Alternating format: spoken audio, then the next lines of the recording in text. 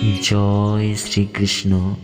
ভগবান শ্রীকৃষ্ণের অমৃত বাণী। জীবনে যদি খুশি থাকতে হয় তাহলে মনের দাসত্ব করা ছেড়ে দিতে হবে। যা আপনার তা আপনি অবশ্যই পাবেন, আর যা আপনার নয় তার জন্য দুঃখ পাওয়া ছেড়ে দিন।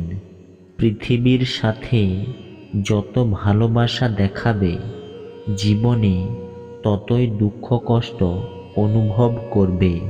অলস ব্যক্তি জীবনে কিছুই অর্জন করতে পারে না।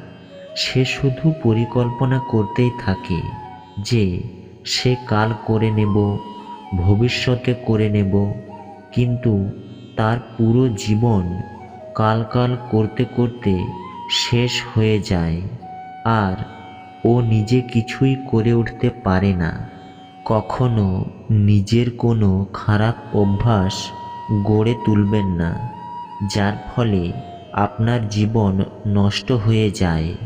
যে মানুষ নিজের রক্ষা নিজে করতে পারে না তার রক্ষা ভগবানও করতে পারবে না।